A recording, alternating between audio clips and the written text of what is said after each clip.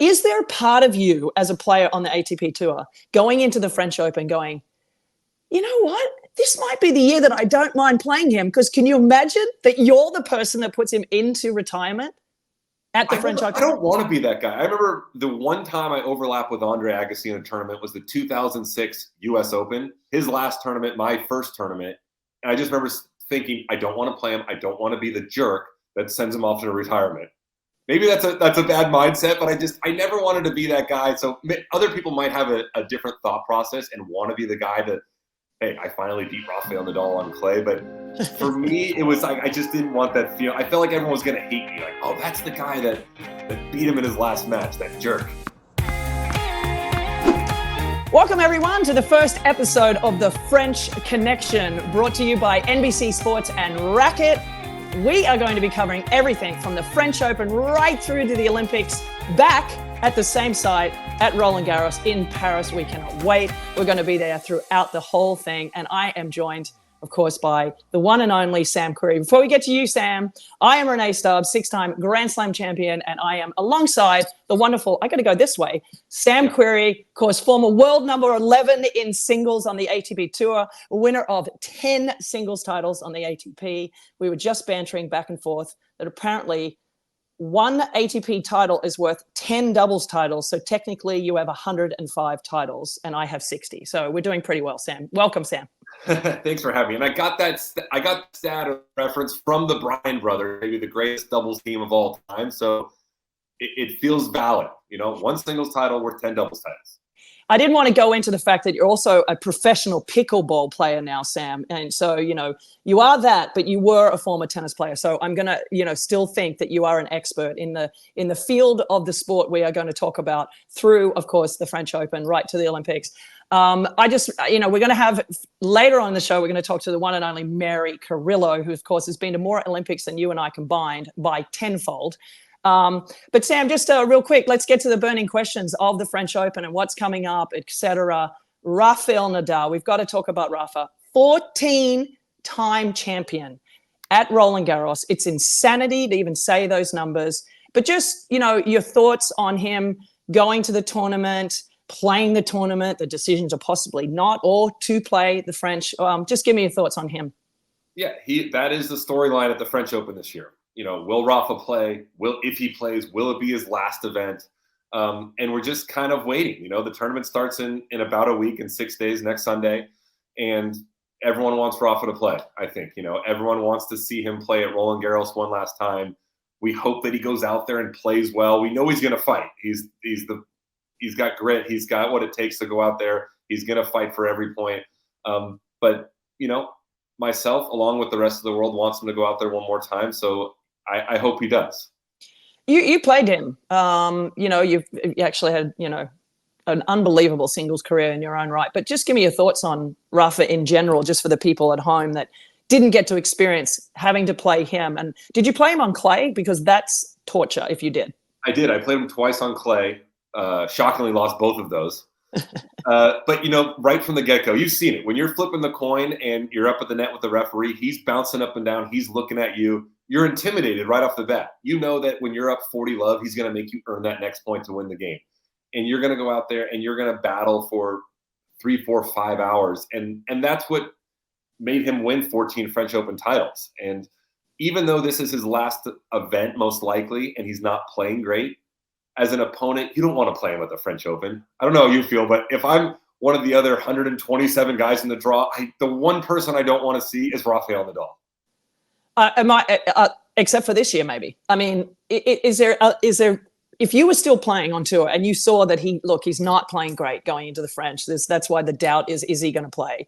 But is there a part of you as a player on the ATP Tour going into the French Open going, you know what? This might be the year that I don't mind playing him, because can you imagine that you're the person that puts him into retirement at the French Open? I don't want to be that guy. I remember the one time I overlapped with Andre Agassi in a tournament was the 2006 U.S. Open, his last tournament, my first tournament. And I just remember thinking, I don't want to play him. I don't want to be the jerk that sends him off to retirement.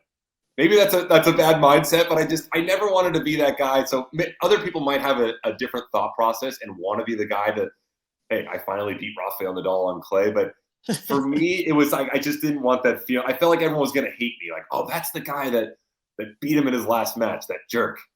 Yeah, it's interesting. That just proves that you're actually an empathetic, nice guy, because I think there are some guys in the locker room that'd be like, yeah, there would be nothing better than to say, I beat him in Paris at the French Open on his best surface, and I'm the one that put him into retirement there. I don't know. I think there's some psychotic players out there that wouldn't mind doing that. No, you're absolutely right. Most of the players actually probably have that mindset. Okay, give me Rafa. This is the time. I haven't been able to beat him for the last 15, 16 years. This is my one opportunity. Let me get it. You don't think, these guys in 20, 30 years' time are going to be like, yeah, I beat Rafa in Paris. What's the big deal? Right, It's like, yeah. he was on. 3 people have done it. You're going to be a group of 4 that has beat Rafa in Paris. I mean, that number is absolute insanity. 112 and 3 losses in the French Open. I mean, can you just explain to people at home how absolutely bonkers that is? I mean, Chris Evert had an incredible career. Her numbers, arguably, as far as win percentage, are actually better than Rafa's, but she also didn't play as many as he did in the end. This is insanity, what he has done here. Oh, I mean, you know how hard it is to win one match on the ATP Tour? I mean, he's won 112 matches at the French Open alone. There's a lot of very good players that haven't won 112 matches on the tour in their career, and he's done it at one tournament. It's just incredible. It's one of the greatest feats in sports, and I don't think we'll ever see that again in our lifetime. The dominance that one player has had, not only at one tennis tournament, but possibly in all of sports. It's truly impressive. Like, just one of the most impressive things I've ever seen. Yeah, for me, it's arguably the greatest feat in sports. I don't think anyone's ever going to do what he has done, because not only are you having to beat the best players in the world over 5 sets, but also let's not forget about the fact that it's really hard to go injury-free for that amount of time and be able to get away with like being healthy every year. And we're seeing, sadly for him, that's the thing that's more than likely going to stop him from winning 15. Would you have given him a seed at the French Open? Because that's been a little bit of a controversial or topic, I guess. Would you have given him a seed? I would not have given him a seed, even if he was ranked, they see the top 32 at the French Open. Even if he was ranked 33 right now, which he's not, he's ranked in the hundreds, I still wouldn't have given him a seed. I think if you're top 32 in the world, you've done the work, you deserve a seed. Now, having said that, I am a fan of what Wimbledon used to do, where they would take the top 32 seeds and then they would shuffle them around based on a formula on their grass court results and seed based on that. But no, right now in Rafa's current situation and the way he's playing, I don't think he deserves a seed. And the guys in the top 32 have put in the work, and they're there for a reason. How do you feel about that? I would arguably say that Rafa wouldn't have wanted a seed either, because I think he's very aware of the fact that he's going into this tournament, that he's dominated, not playing good tennis and not being 100%. So I think he would probably agree with you. Part of him would want to, because we could potentially have him playing Novak in the first round. That's what people don't understand about the importance of having a seed in general, is that you don't play someone like Novak or Tsitsipas or Zverev or Sinner in the first round. So let's just hope he doesn't play somebody like that in the first round. We'll wait and see for the draw to come out. But speaking of the draw, what about the fact that Novak Djokovic, who was the most dominant player on the ATP Tour last year, has not won a tournament this year? I mean, I don't know what's more not outstanding, weird, is the fact that he's not won a tournament or Rafa's won 14. I mean, that's crazy going into the French Open. Exactly. They're both crazy. And Novak not winning an event and not even playing great all year. It's not like he's losing in semis and finals. He's going out early in event after event. So he's coming to the French Open with probably the least amount of confidence he's had in his entire career. The, I guess, silver lining that he has going for him is Rafa's not playing great. He doesn't have Roger Federer to deal with. Alcaraz and Sinner seem to have some injuries. We've got a different winner every week on the men's side for every clay court tournament. So there's really not one favorite that's going in there kind of with all the momentum behind him. Novak has just as much of a chance to win the French Open as 10 to 15 other guys. And so that's what's probably still giving him a little bit of a belief of saying, all right, I haven't had a great year, but no one else has, and I can still go win this tournament. Yeah, obviously we'll get into it a little bit more when the draw comes out, et cetera, who we think is going to probably be the favorite. But right now there is no favorite. I mean, Alcaraz is the odds-on favorite, but, his injury issues, and Yannick Sinner has had an amazing year, but also he has a bit of a question mark. But as we said, once the draw comes out, we'll have a slightly better idea. But also, Sam, as you know, best of 5 sets, you can work your way into a tournament. And if Novak's in the second week, then he goes in as favorite to win the French Open, in my opinion. Now, flip it around, because the women's is a whole different story. Oh, yeah. Because we have someone going into the French Open that is by far the overwhelming favorite. She's so good on the red clay. Clearly, she's already proven that by winning the 2 biggest lead-up tournaments in Madrid and Rome, beating, obviously her biggest rival, Aryna Sabalenka. But Iga Swiatek, wow, she has just been so dominating on this red surface. Just your thoughts on her and the women's side. Oh, Swiatek's incredible right now. I mean, winning Madrid in that incredible final over Sabalenka, and then winning Rome relatively easy, kind of along the way. She's won the French Open before. She's going into it as the heavy favorite, like you said. Her movement on not only the clay, she moves well all the time, but her movement is incredible. I mean, she's not someone who's 5'5". She's, more than me, she's maybe 5'10", 5'11". She's 5'10", yeah. 5'10". I mean, she's an incredible mover. She's in perfect position for every ball that she hits. And that's what I think is the key to her success on the clay. And, if I was a betting person, which I'm not, it's Swiatek versus the field right now. And I would take her going to the French Open. Even though she's dominating, is, in your opinion, the women's sort of game right now a little bit more interesting through the last, 6 months than the men, just because we've gotten these great rivals playing against each other more, like Sabalenka and Iga Swiatek going into the French. They've now played each other a bunch. Rybakina, look, she's also played really well too this year, but this match in Madrid was just arguably the best match of the year. And then in the finals of Rome, Iga dominated, and there's a little difference because there's no altitude in Rome, and I think the conditions suited Swiatek a little more, which is why we had the blowout. But just this match in Madrid and just overall the women, do you think that they're a little bit more interesting this year going into the French Open? Yeah, as a sports fan, I like when there's dominance in sports by 1 or 2 individuals or 1 or 2 teams. I think that is an interesting kind of outlook on what's going on. When the Patriots were dominating football, you either loved the Patriots or you hated them, but you were going to watch and see what was going to happen. So I like that Iga and Sabalenka are creating, and Rybakina as well. The 3 of them are kind of separating themselves from the field, and it's making for great rivalries. It's making for some must-watch matches and finals in these events, which is great. Where the men's side, you're going into these tournaments, and it's a little bit of a free-for-all. I have no idea who's going to be in the semis and the finals. Sometimes it's exciting, sometimes it's not. But the women, I feel like you're going into these tournaments now knowing you're going to get a really good semifinal or final at the end of the event, which makes for kind of an exciting kind of culmination of the week. Do you, outside of Rybakina, because we know how well she can play in any tournament, I think when she's at her very, very best, I would put her equally to Iga, equally to Sabalenka, just because she has it. But unfortunately for her, she just gets these random illnesses and injuries. I mean, it's part of the game. It's why the dominance of someone like Nadal at the French Open, or just even Novak and Rafa in general, their ability to be able to, the longevity of not getting, sick and injuries and things. I mean, but Rybakina, you have to put her in that category. But what about, is there any other contenders out there in the women's that also sort of, we have to talk about Coco, like throw a few more people out there that you think are interesting to watch going into the French? Right. Interesting to watch, and could win it or can make a run to the final if weird things happen. But yes, Coco obviously has won the U.S. Open. She's a Grand Slam champion. She's got a big game. She can make a run.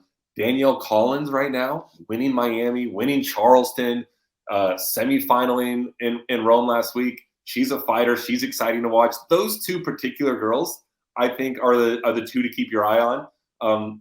But what about, you have a better understanding of the women's game than I do. Who else is on that list with them? Yeah, I agree. I think Maria Sakkari certainly has had a little bit of a better year. I mean, we've got former champions in the draw as well.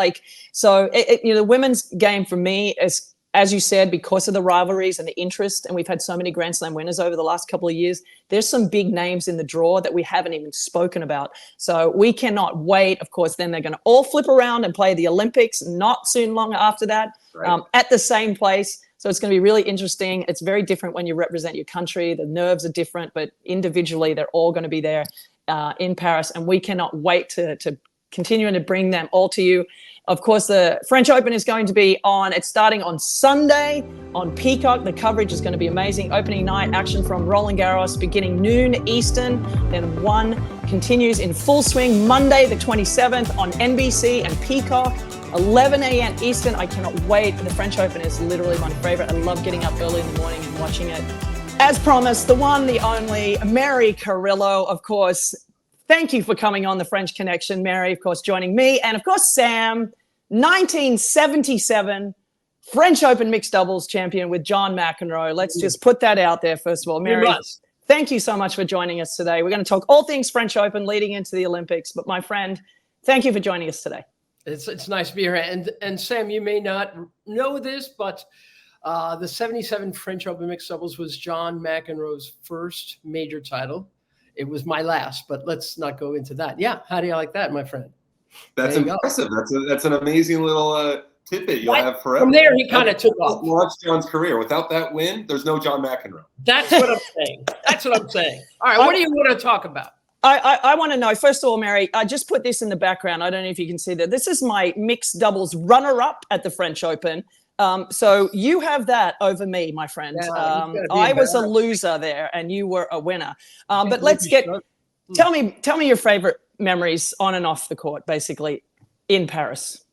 I mean, on the court, obviously, the only thing I've ever done was standing next to John McEnroe when he won the French Open mixed doubles. And I just, tried not to gag all over the court. But I mean, off the court, I've been in the booth, and I tend to stay a lot longer at the French Open when I'm not playing, when I'm just talking about it. So I've gotten to see Rafa's entire run. I've seen Serena and Cher. I've been doing this for a long, long time. I've gotten to call dozens of French Opens. It happens to be my favorite. I love clay. I love watching people figure out how to play on clay. So I've been in Paris. I mean, come on. There's a couple of things you can do there. Couple of things to see. So. Absolutely. Is there one match over the years, you've called matches for decades now, is there a French Open match that stands out in your head as kind of the best match you've ever watched?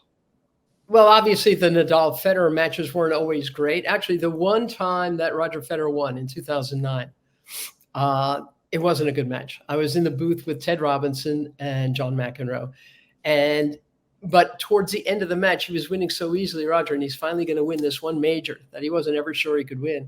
And he starts jamming up. He starts crying, like you could see that he's. So I talked to my producer, the cough button, and I said, John, I'm going to stop talking. Let's just show Raj, going through all this. And then Ted got quiet, and then even John got quiet, and that was the best part of the whole match, was that Roger finally came good on that surface. It wasn't a great match, but it was a great moment, if you ask me. Remember that. Beating Robin Soderling in the final that year. Exactly right. Exactly right. That's right. And Robin was never to be seen again. Yeah. That's right. So, Mary, when you sit up in the booth, explain the importance of seeing tennis also on red clay. We don't get to see that very much, but the beauty of the French Open, and the beauty of playing on clay, and just explain to people why it's so different than playing on any other Grand Slam surface. I mean, to my mind, clay is the game's classroom. It's why so many Europeans have dominated tennis for so long now.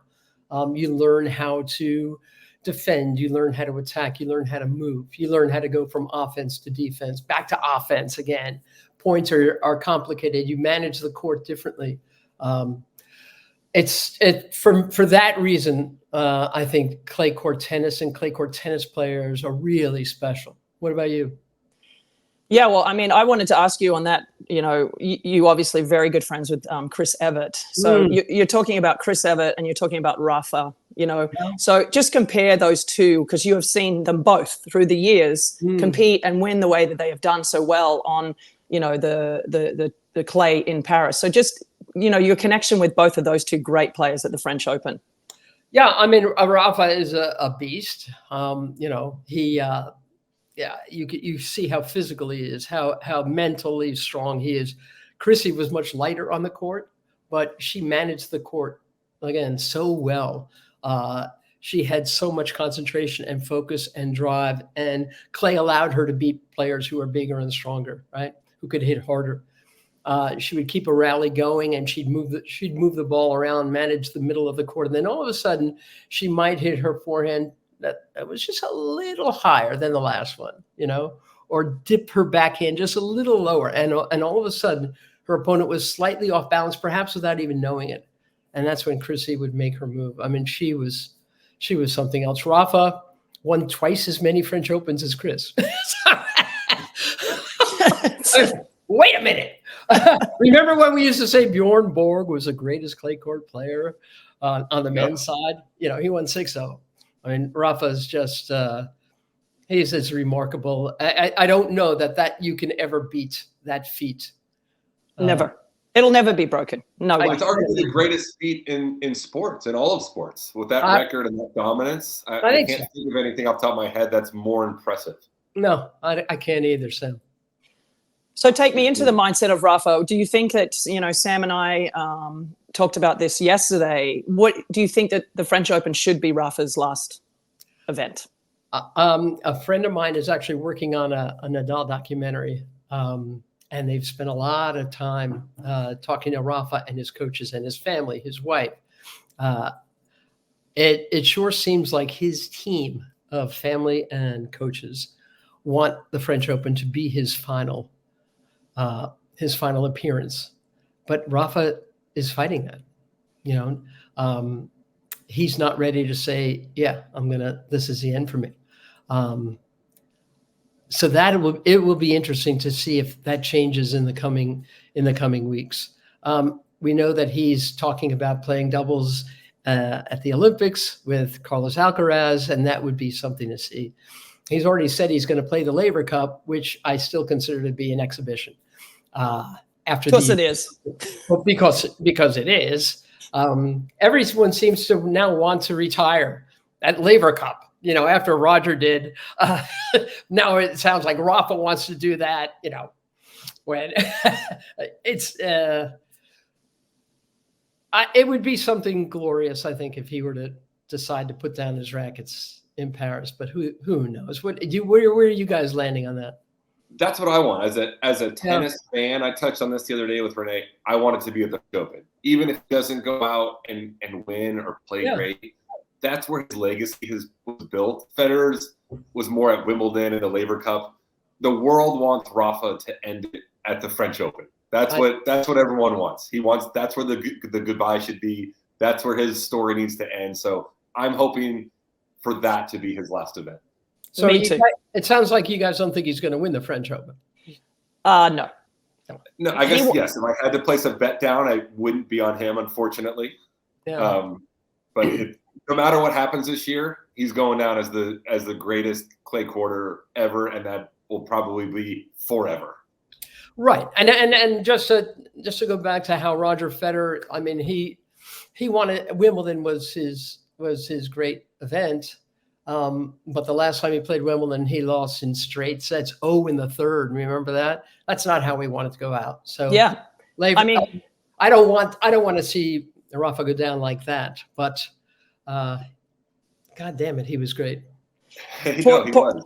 Poor old Herbie Hurkacz has put basically Roger into retirement, and then the other day I think he might have mentally put Rafa in retirement in Rome. So and he's the nicest guy on tour. So that's But Mary, through the years, Roland Garros has certainly changed. I mean, Chartrier got an upgrade. The bull ring is no more. We loved the bull ring court back in the day, even though I hated it because I always lost on that court.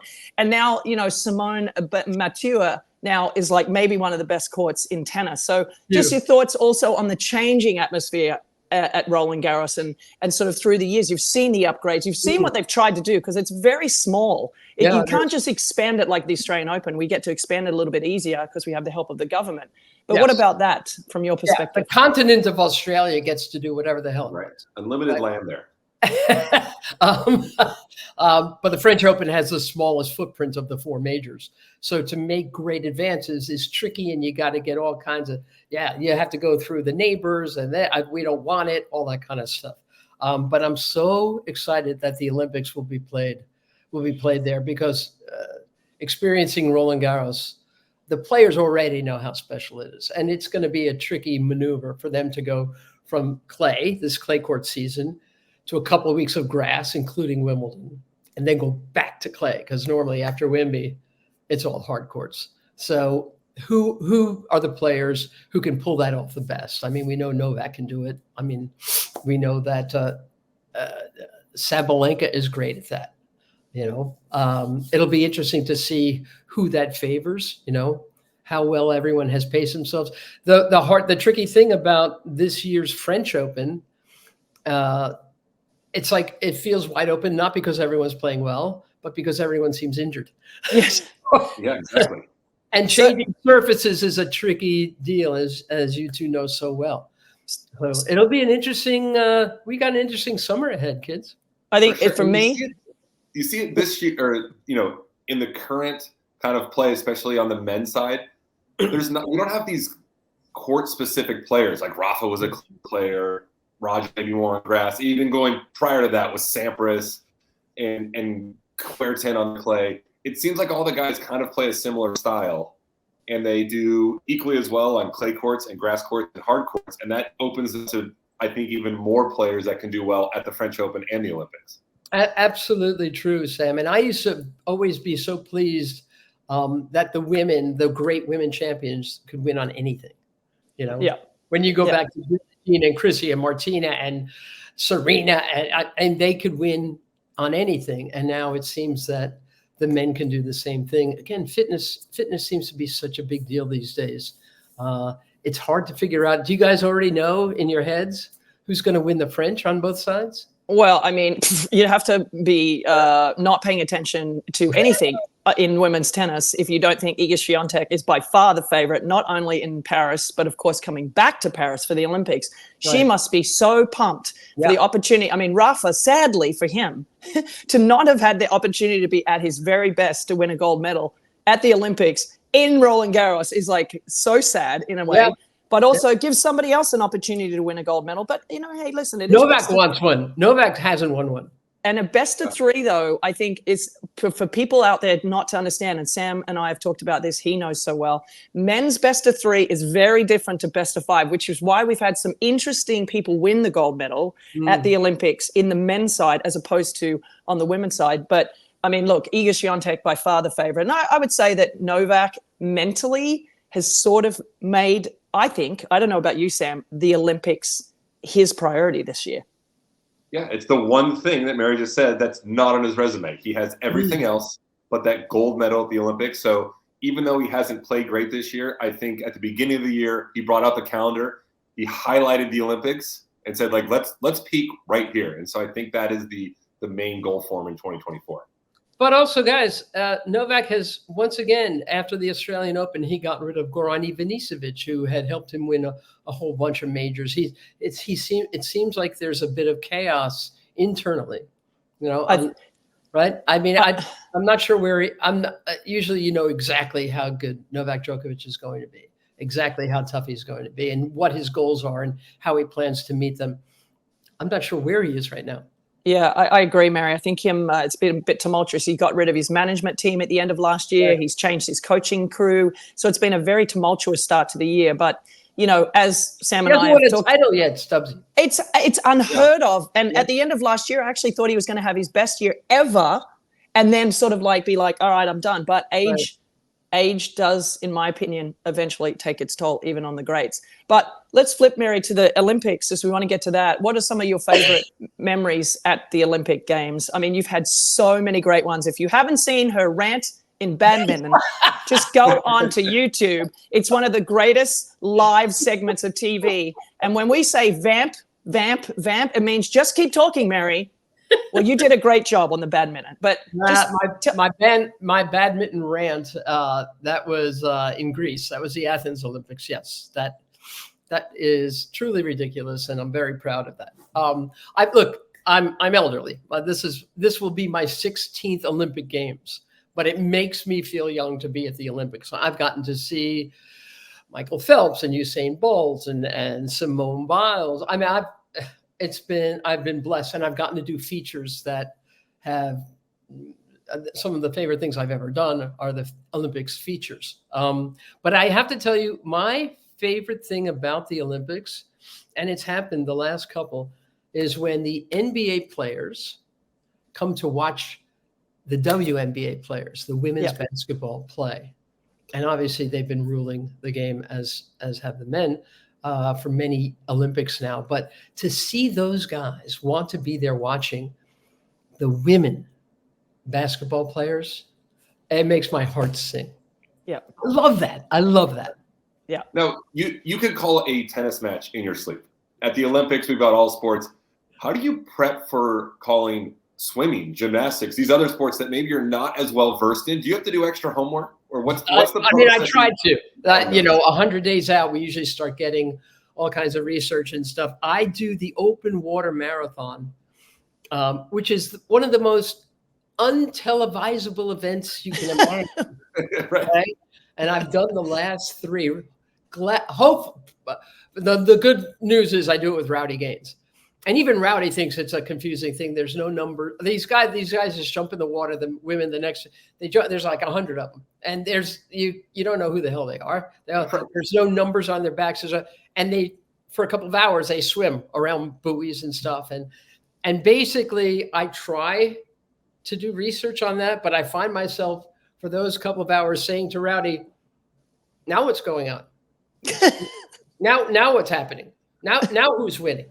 And then in the final 40 seconds of it, Rowdy starts going crazy and he's jumping up and down. And there's all kinds of things happening under the water. And then that's over. And then I think, I cannot believe I just got asked to call that event. I want to ask you, is it more difficult? Was it more difficult to call that, knowing that you're basically picking a cap and trying to figure out who the person is?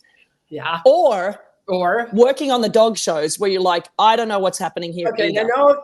Now, dogs, I have an affinity. I actually feel much better prepared calling the National Dog Show that airs every Thanksgiving. I've done that for a lot of years. I love dogs. I research dogs. They are the friendliest athletes I've ever known. They let you scratch them. They kiss you. I mean, that's different. But open water marathon, I love the event because it's just the most delirious thing you can imagine trying to understand. Going into an Olympics, do you ever get to pick, hey, you know what, this is a new Olympics for me, I'd like to call this sport or this sport? Or does that see you working for come to you and tell you this is what to call it? I feel fairly fluent in tennis, okay? Like that's my lane right there, In any other sport I would be play-by-play, or I'd be a reporter, and I've done plenty of that stuff, and I feel very good. I care about it so much. I mean, if I can keep doing Olympics, it's just one of the great moments. You grow up watching the Olympic Games. You grow up, caring so much for a couple of weeks about sports that you've never cared about before. You think I watched swimming, for the 4 years leading up to the Olympics? No. Do I watch gymnastics? No. When do I watch figure skating? No. And all of a sudden the Olympics comes around and I'm absolutely enthralled. You almost want to watch the sports that aren't as mainstream. Yeah, basketball, even tennis, golf, you almost put those aside sometimes for these other sports you're talking about because you get them once every 4 years. Yes, that's right. And I especially love the winter games because they take you to places that tennis never takes you to. All of a sudden you're up in the Italian Alps, or you're there, like you're in places, and the athletes, winter athletes are different. They walk outside, and look around and see what the wind is like, and they're so much more aware of their environments than tennis players are. Like everything about it. Can you tell I like covering the Olympics? I mean, I don't know. I'm sensing that. I mean, I've had the joy, Mary, of calling the last 3 Olympics in tennis.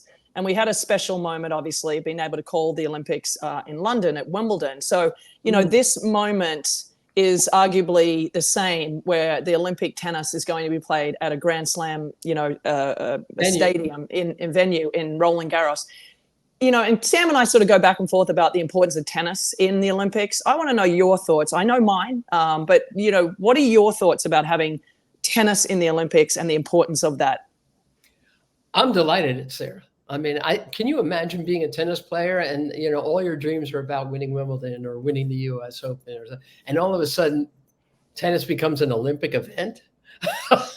Like, I just remember when I happened to be with John McEnroe when that, you know, when it was announced, and he said, "Oh my, who the hell wouldn't want that?" You know, it had been an exhibition sport, but now all of a sudden you get a medal.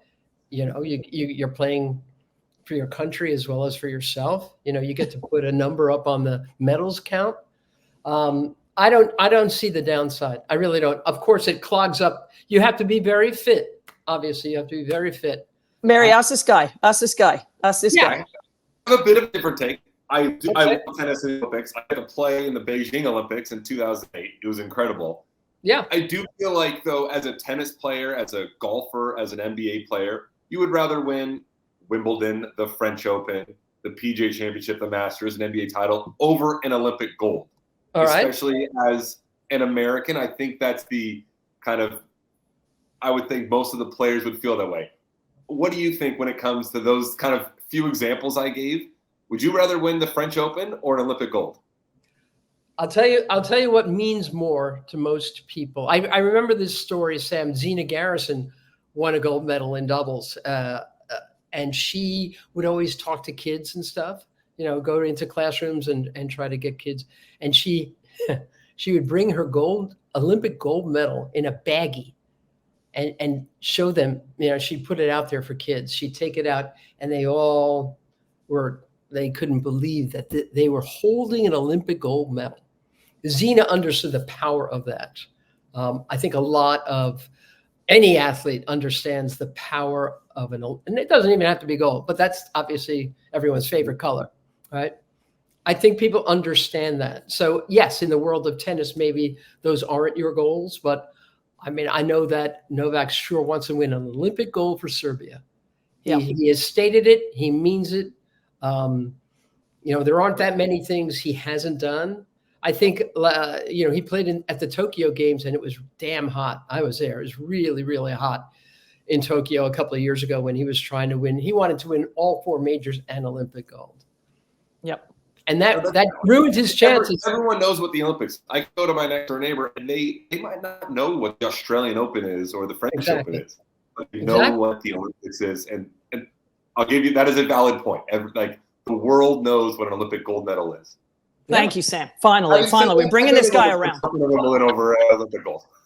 I mean, listen, I know for me, personally, I played in 4 Olympics, and I never came away with any medal at all. And it still irks me to this day. And I won a few tennis tournaments and a few Grand Slams, and that still bothers me to this day. I think the difference is, just like, you know, the World Cup in football, you know, a lot of players or soccer players would say that means more to them, but also arguably the Olympic gold is as important in some respects. For me, I think in tennis, Grand Slams are the level you want to get to, but if you win a gold, that certainly means a lot to you as a tennis player. So I love that the tennis is in the Olympics. And like you said, it possibly ruined Novak Djokovic's attempt to win a calendar Grand Slam when he lost in the finals of the US Open because he was exhausted for that year. But it also shows you how important it is to him. I mean, we've seen that guy cry leaving the court. We've seen Del Potro cry and be hugged by Rafael Nadal at the Olympics. I mean, these guys, it means a lot to them. So, Mary, I mean, just to wrap it up with you, just going back to Paris for the French Open and the Olympics, just overall, how lucky do you feel to be able to do this job? I mean, really, to explain to people at home how joyful it is for you. Look, I know it's a scam, okay? I know how lucky I am. I mean, it's what I love to do. I'm very, very passionate about it. I'm very committed to it. I love watching excellence in all forms, but when you see athletes at the height of their powers, and in some of these events, it's decided by 100th of a second, whether they get on the podium or not. Whether it is just, I just feel gratitude. I just feel absolutely blessed that I can go from the French Open back to Paris for the Olympic Games. I'm very, very grateful. basically. There's going to be a lot of croissants consumed by the one and only Mary Carillo through this summer. Maybe. In Paris for the French Open, of course, for the umpteenth time as the 1977 mixed doubles champion. And, of course, our gold medal champion in Paris again for the Olympics. All right, Mary, it's time for serve and volley, which I know you do so well. Okay. It's a quick, rapid question, and I need you to answer as quickly as possible. So here we go. We're going to start with the first one. Okay. I say Rafael Nadal. First thing that comes to your mind is? How much he cares. All right. How much he cares. Short and sweet. Yeah. Andy Murray will be remembered for what? How much he cares. This is easy. You're usually more creative than this. Come on. No, I'm saying that's my favorite part of both of those guys is how much it means to them. And again, we're going to have a lot of these people going away soon. So I care as much about them as they seem to care about their place in tennis history. So I don't think it's those are two lousy answers. I think they're real. Sam, I don't know about you, but I'm going to go back to the first thing when Rafael Nadal comes to mind is just grit. I've never seen anyone dig so deep like Rafael Nadal, and he does it. He shows the grit. I think that's why I'm going to remember it more so than anyone.